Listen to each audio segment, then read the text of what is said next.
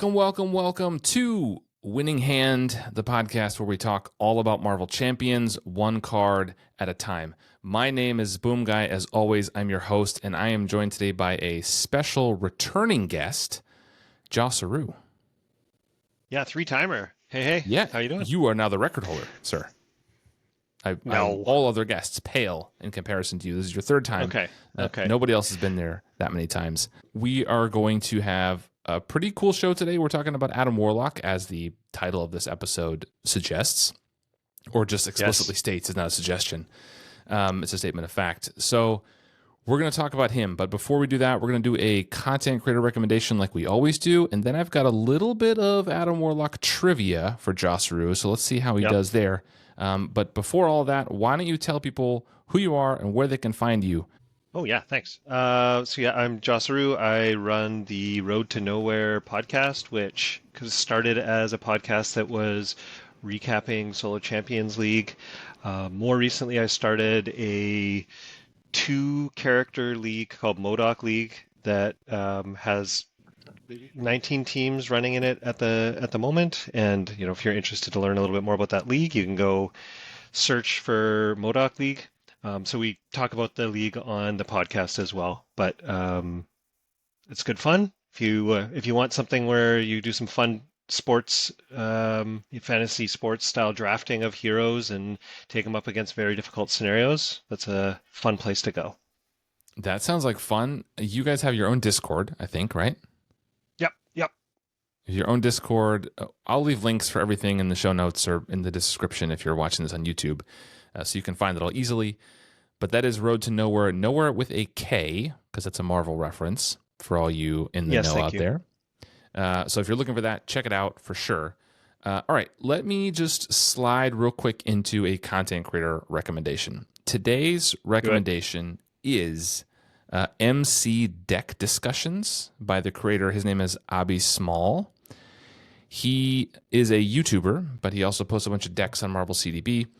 He does in-depth discussions about decks and deck building. He takes deck comparisons. So like he takes someone's deck on Marvel CDB and he builds one that's close to it with the same hero, but slightly different. And then he takes it up against similar scenarios and kind of sees how they do. Basically a score, right? Every win is a point, and then you see who wins, quote unquote wins. And he has a series where he has the community help him build a deck. So he'll post like the shell of a deck and ask for some suggestions on cards to fill it in. So that's kind of fun too. He is a good dude and he deserves you checking him out. So please go to MC Deck Discussions. I will have links for everything I mentioned. I'll just say that now in the description or the show notes. But please do check it out. Subscribe, leave comments, and like his stuff. And if you tell him that BoomGuy sent you, he probably will say who. Okay. I am ready, if you are, Josseroo, to get into some trivia. Okay. Before we do the card of the day. I'm ready. Okay. So today we are talking, obviously, all about Adam Warlock. So I want to talk to you first. Adam Warlock, what comic did this character first appear in? Do you know? Well, he's ultimately a Guardian, so I guess some sort of Guardians of the Galaxy comic. Okay, that's wrong, but maybe you can just give me a year, because it wasn't a Guardians of the Galaxy comic. Any idea what year he debuted? I'll even give you that one. Yeah. Let's say 71. That's so close.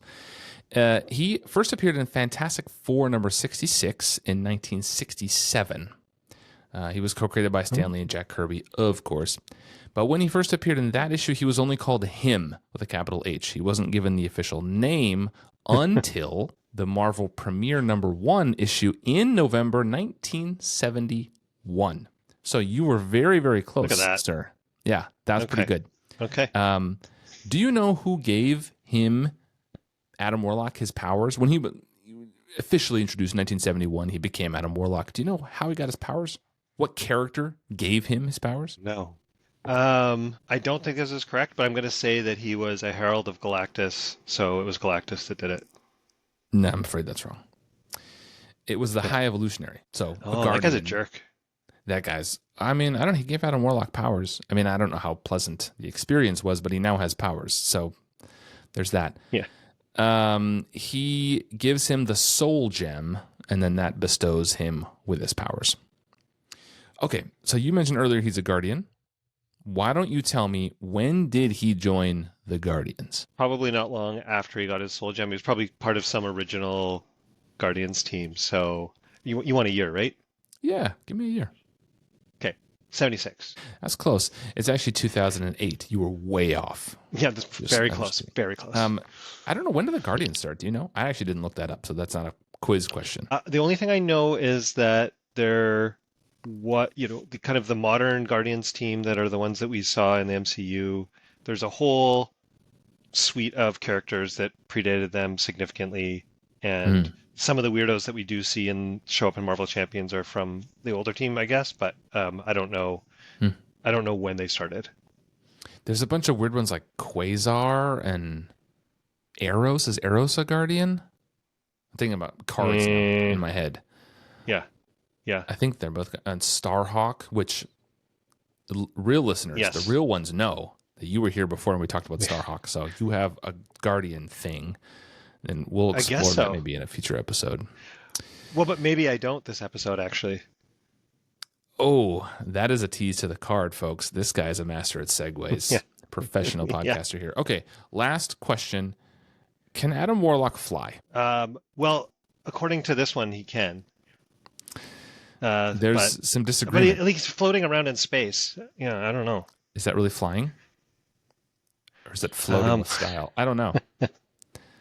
That is all of my questions. We'll come back to the flying question in a minute because I have some things to say about that. So let us move now to the card of the day. I'm going to share that. And then would you mind reading it for us, Josseroo? Yeah. So Adam Warlock, 3-cost ally, 1 thwart, 1 attack. Aerial and Mystic traded, 3 health. Response: after Adam Warlock attacks or thwarts, discard 1 card at random from your hand. If that card's printed resource has Fist resource, remove 3 threat from a scheme. Energy resource, heal 3 damage from an identity. Mental resource, deal 3 damage to an enemy. Wild, choose one of the above. Wild is what you want. Okay. There's a lot to unpack here. It is a leadership card. Leadership call. If you're not watching this on YouTube, you may have been confused. And it is itself a fist resource, a physical resource, if you choose to spend it. So thank you. There's that. Yeah. And this was first printed in the Star-Lord pack, but has since been reprinted or announced that it will be reprinted in the upcoming Falcon pack. So that's the first reprint of this card. Okay, so there's a lot to say about this. There's a lot of text there. The first thing that I wish I had done some research about, and so I'm just thinking of it now, is, do you know the distribution of these resource icons in the game? Is there one that there is more of? Are they pretty equal? Do you have any idea? Oh, I mean, I would certainly have a guess that the top 3 are all pretty equal. Yeah, Wild, I think, is more Wild's rare. pretty rare. Yeah. Wild's pretty rare. I suppose you could count it up with search or Marvel CDB, but I did do that beforehand, and I'm certainly not going to do that in real time now. So immediately it struck me, as you're reading this, that the symbols seem odd. Yes, I love it. Generally, the physical resource you would think deals damage, right? Rather than removing threat from a scheme.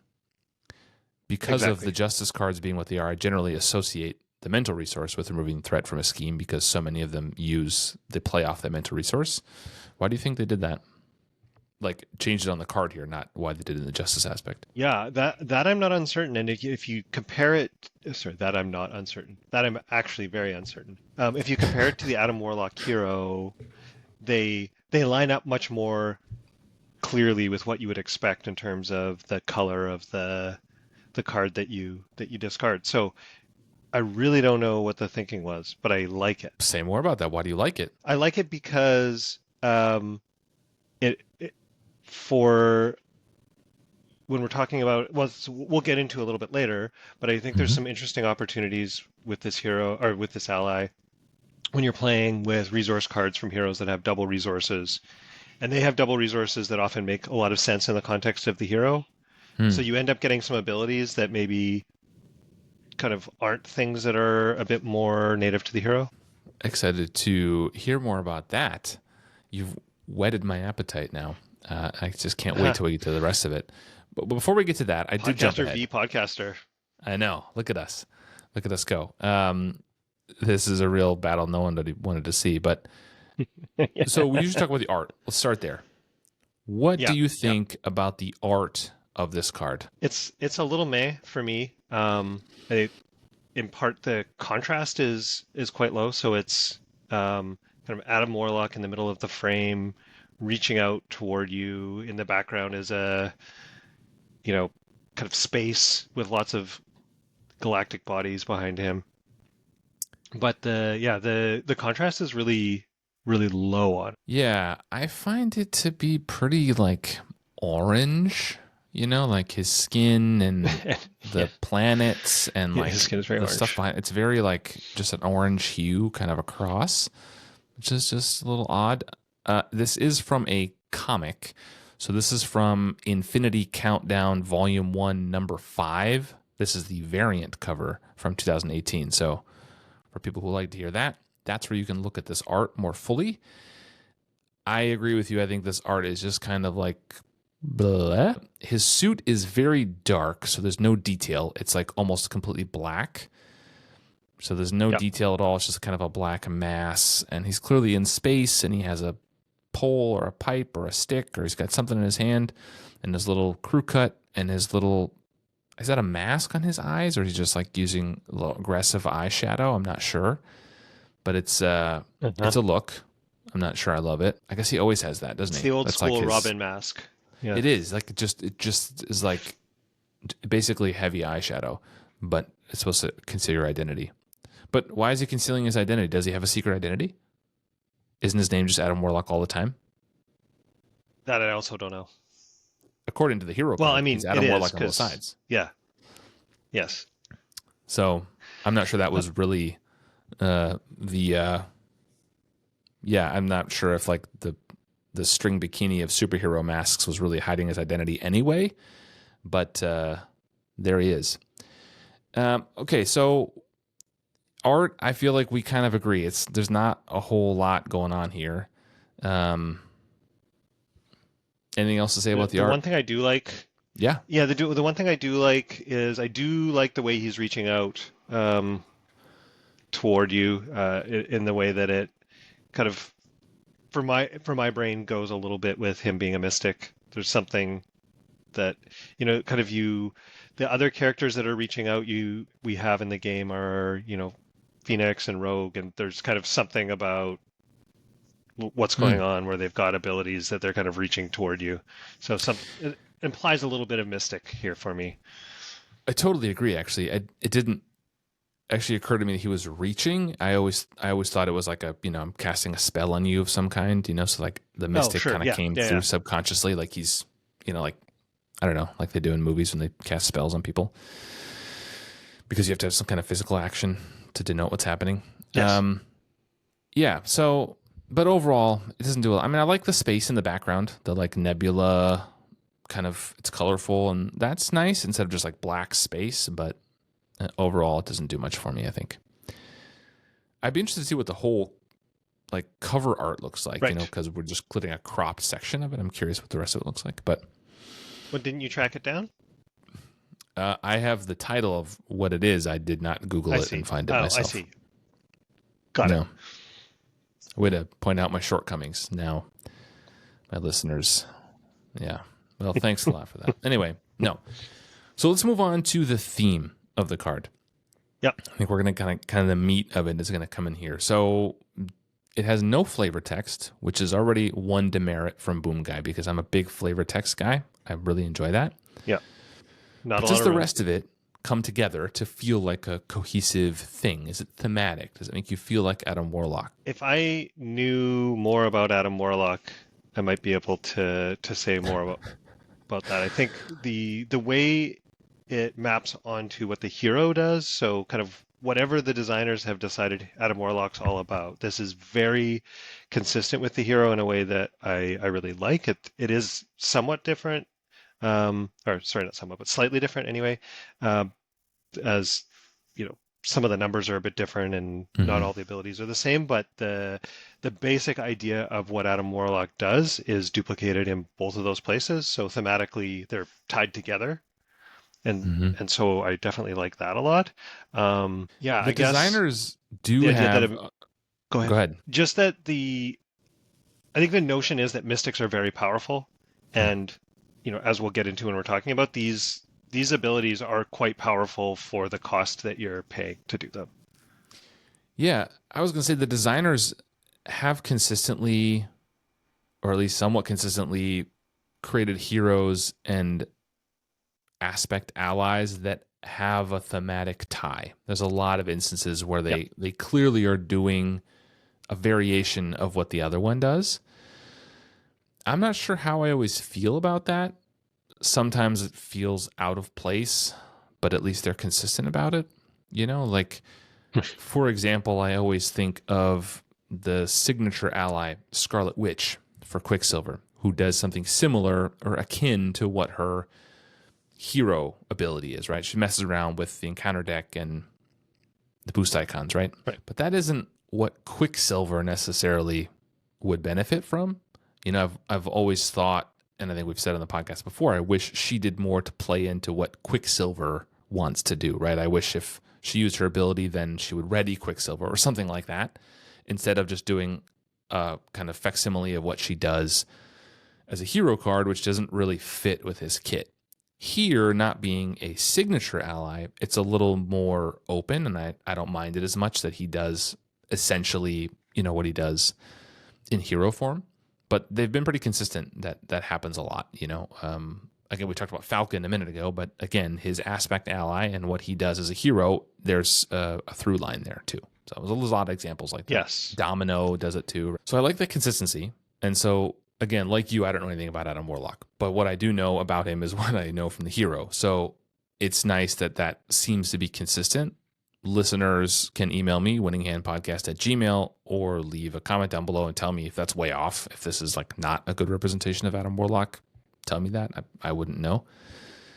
But yeah, it feels like it ties with the other one. Except I do have to point out one thing that here we go.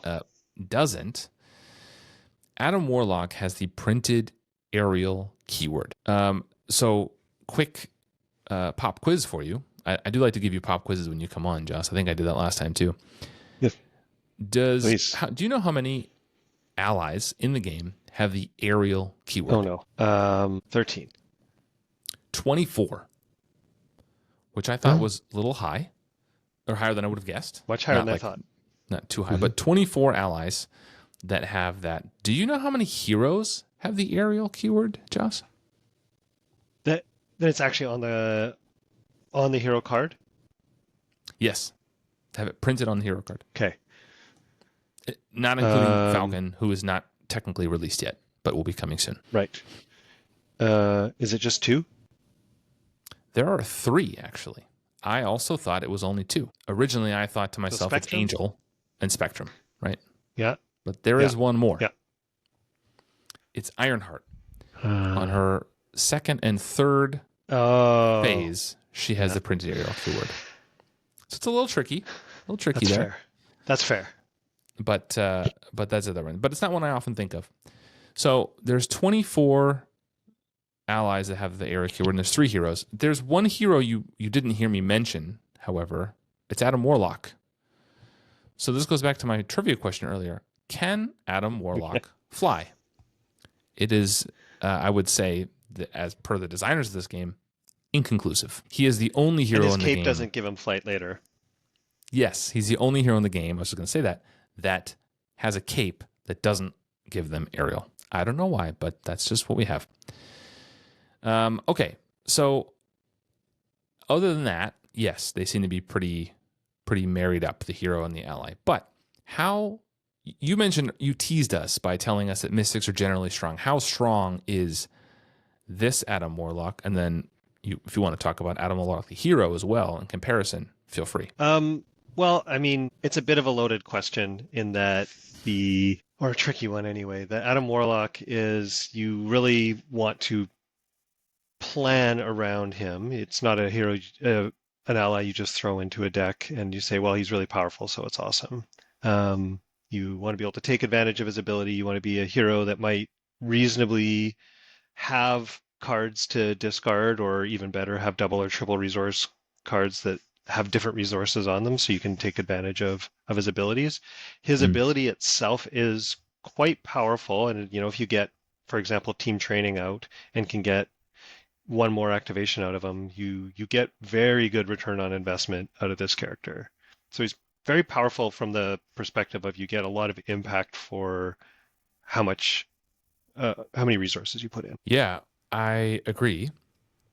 I think he does do more than the hero does, right? Like each discarded card does more. I think it's only 2 for the hero. Yes. One of the things that I find curious, though, is that generally you would expect to find, when you look at aspect cards, there's a pool of nerds who play this game, of which I am not one, who talk about effective resources and who play the game on an abacus. But to those people, generally removing threat is worth more than doing damage. So I would expected some kind of differentiation on this card, right? That you're removing 3 threat for 1 resource, or you're dealing 3 damage for 1 resource, but those are generally not equivalent throughout the rest of the card pool. So well what's observed, up with that? and I agree that is kind of what the community consensus definitely is. Even I would say healing tends to cost more than an equivalent amount of damage. So I would think if we just take the first line as the baseline, right? 1 resource to remove 3 threat, then I would think it would be maybe 1 resource to deal 4 damage. That would be closer to like what it is in the. I don't know, how would you rejig this to make it fit with the kind of accepted resource curve that exists? Oh, I mean, that's hard to sadly, say. I would expect them to actually make the bigger numbers go down, not make the lower numbers go up. But okay, I could picture that it was 3 damage and then 2 of each of the other things. Okay. So if one we were resource kind of trying to balance it a little more. 2 healing? That generally like what it costs? First aid is a 1 cost card that heals 2, right? So that's 2 effective resources, because you like talking about effective resources. Yeah, which is the same because you're pitching the card, right, from your hand or spending. Oh no, I guess you're spending 2 resources on first aid. Yes. Right. So 2 resources for 2 healing. 1 for 3 seems like a lot because you're going to you spend. Great deal. Med team costs 2. No, med team costs 3. Med team costs 3 and has 3 activations. Of 2 so, but then effective resources it's 4, so it's still even 4 a for little 6, bit more then? than 1 net. It's a little bit more than 1 net resource to get your 2 healing. And I think this is a good return on investment. This is a good return on investment. I think this is a good card. I mean, you're getting more damage than you get with something like Plan B, for example, which is another card that I don't know how I feel about that card. Actually, I don't think I really use it very much. So maybe that tells me what I think about it. I'll come back. Oh, you got something to say about Plan B? No, we'll talk about it sometime. I love that card. Oh, you'll come back in the podcast. I mean, I thought you meant circle back later today. Yeah, let's stick with Plan A right now, which is Adam Warlock. Adam Warlock. So you do have to discard a random card. So the timing could be important, right? You want to make sure you whittle your hand down and then do it. But yeah, some of those, like Rocket, I can think of has resources, the multiple different resources on a card. Jubilee has it. Yep. Who else has those? Bishop and Magneto also have ones that have 2 different ones. Right. And Magneto can... And Domino. He can't recur it, but he can... Oh, Domino would go wild with this, right? If you play Jackpot, you could go crazy. Yep. Something tells me you've done that before. It's a very satisfying thing to do. Okay, so one of the things I usually ask when we talk about the power of a card is, and you touched on it a little bit, but is this a card that you build an aspect around? Is this an archetype around? Excuse me. Is this an aspect staple? Is this a card you put in many decks? Is it one you just toss into any deck? How does it play out when you're building decks? Are these Royal U questions or are these Josseroo U questions? Well, it's a bit of column A and a bit of column B. I think I'm asking your opinion, but also I'm thinking about generally the Royal U. So, I mean, I definitely build around him. I find lots of other things that are synergistic with the plan, but all those heroes that we've mentioned that have these double resources that are different resources, I've definitely built Adam Warlock decks for every single one of them. The nice thing about leadership is that you can kind of craft a deck that has lots of allies that like to stay on the board and get lots of activations to go alongside the plan of playing with Adam Warlock. And leadership has lots of cards now to fish out allies that you want and all those other things. So there's definitely ways to build around him. And then, of course, lots of trait or trait locked upgrades that you can put on him to make his basic activation have more impact or to make him have more health so you can get more activations out of him or any of those other things to go along with that. So I definitely like building around him. It's just a very fun one because I just think his ability is fun. It's not overpowered in that, you still have to pay to get him out. Every use that you do with the card, there's this hidden cost of how much you had to pay to get him out in the first place, and all those other pieces. If you go look... Good. He's not one that you typically would eat an attack with, right? That last hit point is more valuable used with his ability. By a lot. In fact, you often could recover more health just thanks to him than you even take from the attack. Fair point. It is a shame he doesn't have a team trait, right? So some of those upgrades you talked about, we they're forgot team trait to upgrades. Mention that. He does not have He's missing the Guardian trait.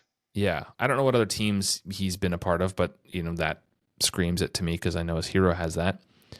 But if he had that, right, he would help with Knowhere to draw a card, and he could have some more upgrades that only work for Guardians. But they generally don't do 3 traits on a card. That's pretty rare. Yes. However, the aerial trait has, especially with the Falcon pack that's coming up, and Angel somewhat recently, the aerial trait is getting a lot more attention and love. And so I think the aerial trait can be, at this point, is probably now considered kind of a useful trait to look at and actually think about, what does that facilitate? Yeah, aerial is getting better and better. And with cards like Organized Support that came out in the recent wave, the resource card that came with Maria Hill, I think it's called Organized Support, right? If you build an all aerial deck, you can... Organizational support, sorry. You can use your aerial allies for more than just their abilities. You can exhaust them to generate resources for other things. There's always strength in numbers to exhaust them to draw cards. So there's different ways to use those aerial people. But I still find it a little weird he has the aerial keyword instead of the Guardian. But he is what he is. So do you think this is a fairly costed card at 3? Yes. I think just kind of looping back to what I was saying before, you've got this initial investment of 3. He's got 3 health. His stats are crap, just 1/1. But you do get all these extra abilities. You really need to keep him on the board for a while, so there's a decent upfront cost. All that being said, based on some of the allies that we see that come out with 4 cost, I wouldn't be surprised if it was a 4 cost instead of a 3 cost. I was going to say the same thing. It almost feels like a 4 cost card. Maybe he'd have to have another hit point then, but then again, there's allies like Kid Omega who only cost 2. So I don't know what the resource curve is for allies anymore. That card's crazy. Okay, so now are you a big rules guy? I mean, I'm certainly on the long tail of rules interested. Your rules curious. Yeah. So if you discard a double wild, do you get to choose two of the above? No. If you discard a power of leadership card, it doesn't count for two. Okay. Because you can pay for No, CITT, it's checking. It's the power in all of us. yeah, yeah. Which seems like a It's crazy ruling. checking. And then this made me feel like maybe it does. It's checking the printed resource of the card. Okay. So do you generally try to upgrade him? You like put honorary cards on him and then slap on Sky Cycle, or do you just go crazy Voltroning Adam Warlock? Guilty. So the first year I attended Con of Heroes, I don't know if I played this deck with you, but one of the decks I had was a rogue deck that had Yes. an ability to put all the different trait locked upgrades on Adam Warlock, and I would sheepishly ask the other people at the table if they wouldn't mind putting some honorary cards in their deck so that I could easily make Adam Warlock, a Guardian or an Avenger or any of these other things. I have a solo version of the deck that has a bunch of allies, so you can leech the traits so that you can then put the honoraries on him. But when you're playing with other players, it's way easier if you just give it to them and then they throw it on there for you. So Well, yes, I absolutely do. Let me tell you how I remember that interaction, Joss. Yeah, please. That is one of the most vivid memories. I think that was the second con. I don't think you went to the first one.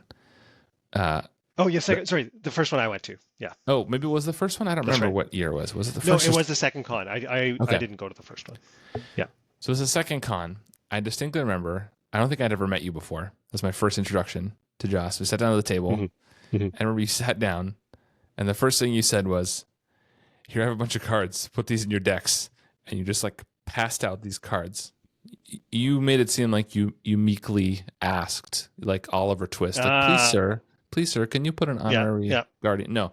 You sat down, you're like, hey, I have a bunch of cards. Throw these in your decks and then play them on me. And that I don't remember what the game was. I don't remember who we played. I don't remember the rest of it. I just remember that I sat down and this guy just passed out a bunch of honorary cards that he did to people he didn't know to start. And that, folks, is what makes the con great. If you've not been to the Con of Heroes, I highly recommend it. It's far too late now. It's already over. But next year, recommend it. Get your tickets because stuff like that happens all the time.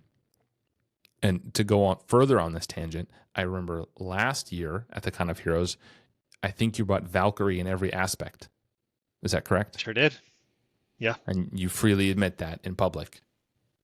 Oh, Yeah. It was a highlight. There's been some nice discussions happening on the Discord lately about what folks like to bring to Con of Heroes, and I personally like to get to know a hero a little bit more than I would on my own free time, and know that in these larger multiplayer games, there's often the support to actually help these heroes shine instead of feel just frustrating to play. So yes, I absolutely brought Valkyrie in 2024. You are mostly a solo player, is that right? Like primarily, you play solo? So by raw play counts, absolutely, yeah. I play weekly with a local group, and I play with my son two-handed. Okay. Yeah, the con is great, and of course, you probably have stories to tell about what I brought last year. Endorsed. I brought my Star-Lord deck. That ended up being like the hit of the con for me. I played it all the time. It was so ridiculous. But we played a few games with that deck. It was fun.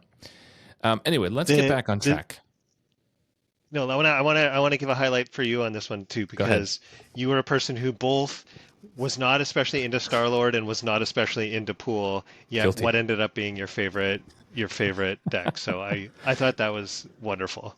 The Star-Lord Pool deck. Yeah, that was the deck that, as I was building out my box to go to the con, I had built out a Quicksilver deck that I was going to bring. And then last second, I had this idea for a deck, and I threw it together and didn't have time to test it. I was like, oh, this looks like it's going to be fun. Quicksilver stayed home because I only have so much space. And he went in, and then played Star-Lord Pool, and that deck is crazy fun. And I was on Discord a few days ago and randomly stumbled onto a conversation of someone talking about the pool aspect, and they threw that deck out as their favorite pool deck and favorite hero to play pool with. So if listeners, viewers, if you've not played Star-Lord Pool, my God, it takes everything that is great about Star-Lord and makes it better, and it takes everything that is chaotic about Star-Lord and makes it more chaotic. You're more prone to losing, but you're more prone to crazy turns. It just takes Star-Lord and dials it up to 11. So check it out. Agreed. Anyway, let's get back on track here with Adam Warlock. So the power here, I do think, I don't know, every time I think he would be a 4-cost card released today, then I think about things like Kid Omega, and I think, what do I know? He could be a 1-cost card. But I wouldn't think it would be overcosted if it was 4. It almost feels like it should cost 3.5. Like it's kind of in that middle zone for me. My gut tells me it could go either way, but I'm happy with 3. I think it's fine. Sure.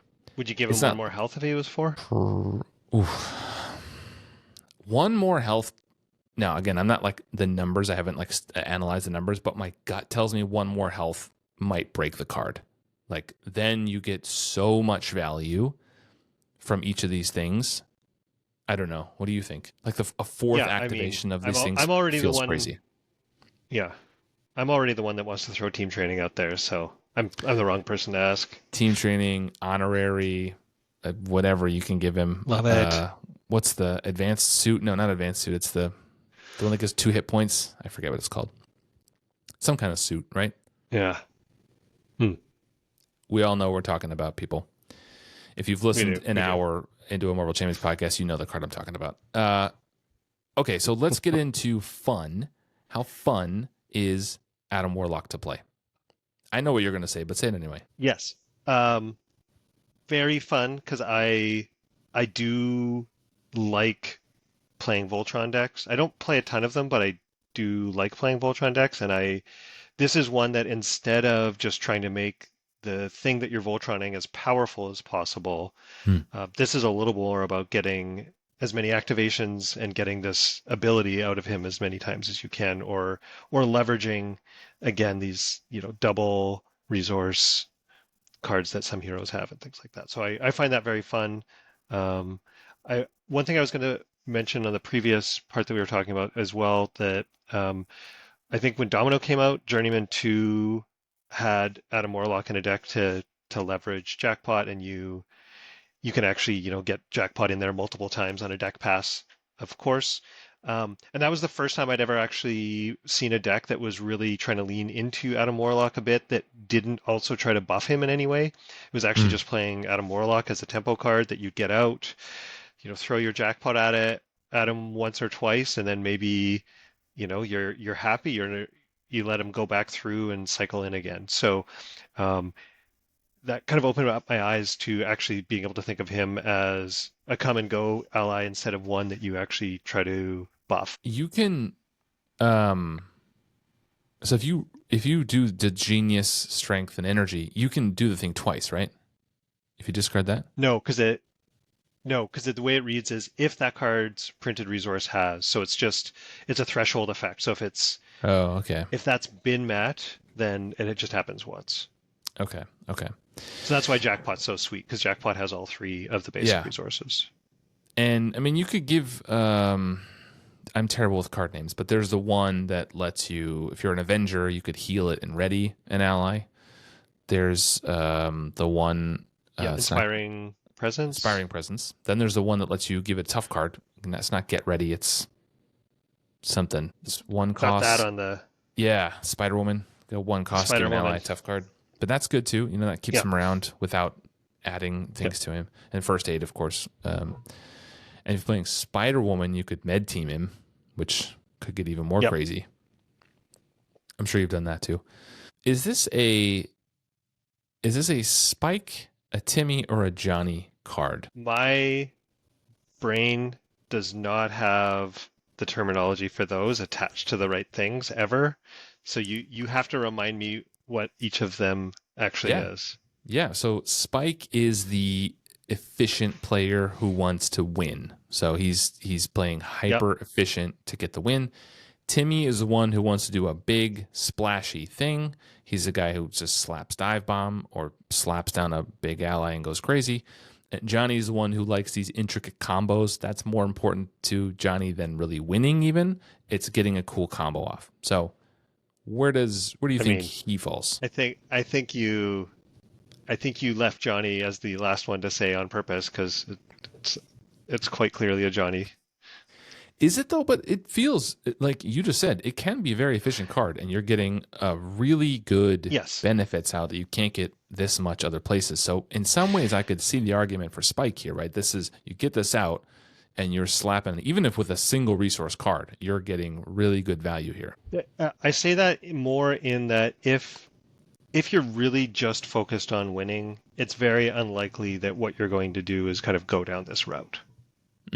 That's fair. You're probably not playing Adam Warlock then. You're just playing Maria Hill, and that's all you need. And I say this as a person who has looked at an obscene number of Solo Champions League decks because that's actually what the podcast is about, is looking at the decks and seeing kind of the people who performed the best in the league, the deck building choices that they make, and I can tell you Adam Warlock shows up very rarely in the league. That league seems like it self-selects for Spike players, right? Like you were trying, correct me if I'm wrong, right? You're trying to grind down a scenario as efficiently as possible with as few negative things on the board as possible. So you're rewarded for just playing the best cards all the time. Yes. So there's probably not a lot of Johnnies. There's lots of people who love... there's a lot of people who like other different play styles and don't take it as seriously either. So, there's kind of the people that are really engaged and kind of determined to get those high scores. I mean, not to say that other people aren't engaged, but kind of they're engaged in trying to get the high scores is more what I should have said. Yeah. Just a short tangent here. Again, I'm the king of tangents. But it's my podcast, so we do whatever I want. I find... I identify with the Johnny playstyle. Like I just like doing the weird combo. I build a lot of janky decks. I pride myself on trying to use just about every card in my collection. There was just recently a conversation on Discord I had with someone about height advantage. I have used height advantage unironically in a deck. I know it is not regarded well in the community. I also know cards like Impede aren't regarded well. I used that one as well. I think Impede's quite good. Ground Stomp is a card people crap on, but I also play Ground Stomp in some decks. I like to play all the cards. Where do you find yourself, not necessarily on how many cards you play in your collection or whatever, but do you find yourself being a Spike, a Timmy, or a Johnny? Like, how do you identify with your playstyle? It really depends on the actual context. So in the places where competition is part of what we're doing, so the leagues that I mentioned, I am laser focused on efficiency and winning and making all the choices that are going to facilitate that. If you get me into a 3 or 4 player game, I always want to bring a janky deck. That's the most fun thing. Agreed. So you are a Johnny at heart, and that's why I love you. Okay, I think that's enough tangents. I think we should transition now to final thoughts, unless you have anything else you want to add on the fun, power, theme, or art of Adam Warlock. Maybe sort of theme, because one of the things I was a bit curious about was I went and searched what some of the more popular decks that use Adam Warlock have been, because I was curious. And it turns out that most of them are just using him as an aerial ally, that's the fact that he has that trait is why he's in the deck, because there's an increasingly large number of aerial allies, but at this point, there's still not a ton. And so if people are trying to make a leadership aerial deck, he gets included because he's aerial. There's very few decks that seem they're trying to leverage specifically Adam. That's interesting, but you say you do that. Ah, yes. I guess the thing is people aren't excited about janky Adam Warlock decks in terms of voting them up on Marvel CDB. So just a quick search as we're talking here. There are 7 unique allies that have the aerial trait in leadership. So to your point, if you are trying to build a deck around aerial, you probably need to include them just to have aerial allies. I think in basic, I can think of, without searching it, I know there's Vivian and Angel, but Angel being one of the heroes who has aerial, that often conflicts. There's not a ton of them in the card pool in the basic, not aspect, but basic. There's not a lot of them. I know we just talked about Mockingbird a couple episodes ago, and even though she is depicted with wings in the card, not aerial, which and confirmed she was actually flying. Yeah, we confirmed with the art in that panel she's actually flying around, not aerial. Yep. Some of the keywords seem random sometimes, but I don't mind. I think, yeah. So did you find any decks in your research that aren't yours that do use him as not just aerial? Yeah, I mean, the most popular one I saw was the Journeyman 2 Domino deck, like I mentioned, where it was, he was included specific to leverage with Jackpot and really take advantage. It wasn't built around Adam Warlock, but it was, certainly a thing that was synergistic with what the rest of that deck was trying to do. As I'm looking at the list now in real time here of leadership allies that have aerial, many of them have abilities that or other traits you're playing them for most of the time, I would think. The Captain Marvel 5-cost, Cloud9, Sam Wilson Falcon, Joaquin Torres Falcon, Pixie, of course, pulls another X-Men out, and then Sunspot. So they're doing other things. You may not even care about the aerial trait, but if you're building an aerial tribal deck, then Adam Warlock might have to go in. Okay, so we've talked about a lot of different categories here. We have a lot of thoughts. We learned some trivia about Adam Warlock. We learned some facts we didn't know. Do you remember what year he was started? Did you already forget since 67. the podcast started? Love it. In 71, he got his full name and powers from the High Evolutionary. This is why I love you, Joss. You're always welcome back. Okay, let's go to final thoughts. I'm going to let you go. Plan B. You can choose if you want to go first or second on final thoughts. Sure. I mean, I'm happy to go first. Go first. Give us your final thoughts on Adam Warlock. I mean, so as we discussed, the arts, it certainly communicates the ally fine. Like when I see it from across the table, I know exactly who it is. No questions asked. So that's, not a problem. I think this card is extremely fun. I think it's a card to build around, and I like cards that are cards to build around. But as mentioned, there's opportunities just to actually leverage them as a useful ally as well. So, but it's not a card that goes in every deck.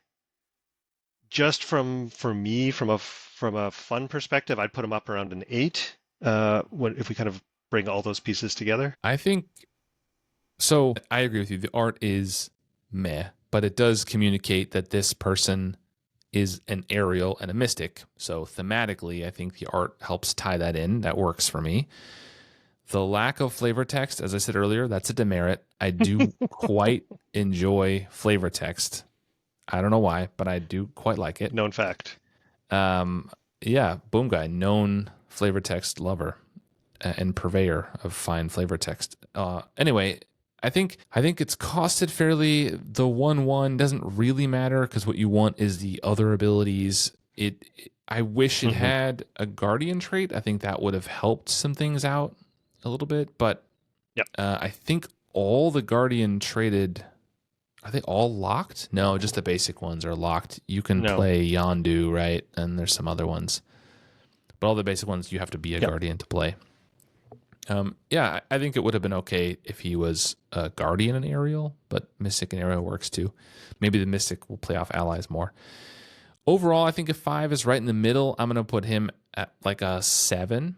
I don't play Adam Warlock a ton, but I have played him actually fairly recently in a Quicksilver leadership deck that's built around all the things Quicksilver likes to do. And for me, it functions in that deck as when I have a card I can't spend on something, I can dump it for something useful rather than just pitching it. So it effectively works as a plan B, but a better one if I'm in leadership.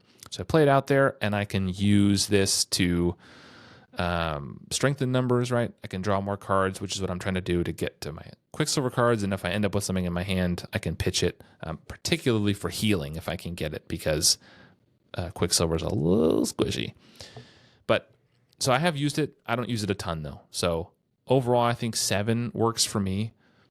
I do think it's a solidly executed card, and it's not, I don't think, blatantly over under costed. I think it's appropriate across the board. I am a little thrown by the symbols and what they do on the card. I can't quite get over that. Sure. Because his hero card uses the ones you would think, and other places in the game. But it's an odd choice to have done it this way. I really don't. If someone from Fantasy Flight is listening, email me, hit me up on Discord. They always are, I know they're Isn't listening. that your stance? Tony told me he listens when he was on, and I know some of them. I know they listen. I've talked to them, the designers enough, and the people who work there. They do listen to different stuff. I don't know if they listen to mine, but if they're listening, let me know. That was a weird choice. Anyway, that is the episode here. If you have never heard of Josseroo, but you liked what you heard here, please go check out his podcast. Hey. Where can they find that, Joss? I think isn't your standard answer by searching for it? By searching for it, Road to Knowhere with a K. Love it. Yeah, Google it. You'll find it yourself. I'm not going to Google it for you. No, but you are not a video podcast. Was what I was kind of getting at. You're just strictly audio, correct? Oh, so they will not find you on YouTube. I sometimes put stuff on I have Josseroo Got Played YouTube channel that I post the odd thing on, but not regularly. Okay. Well, I'll put links to all of that down below, but go check it out. If you're interested in playing the Solo Champions League, how does one start playing Solo Champions League? Say someone listened to this and they're like, that sounds great. How do I sign up? Google it.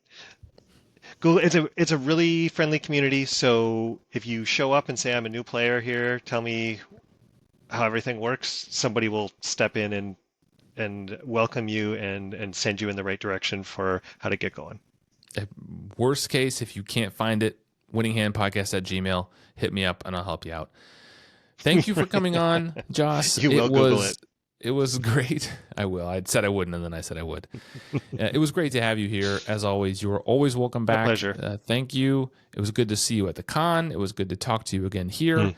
Adam Warlock is an interesting card, and I'm glad we talked about him. I don't think he gets talked about a lot. So, and remember, everybody, it's a rough world out there. Please be nice to each other, and we will see you all next time. Bye, everybody. Bye, all.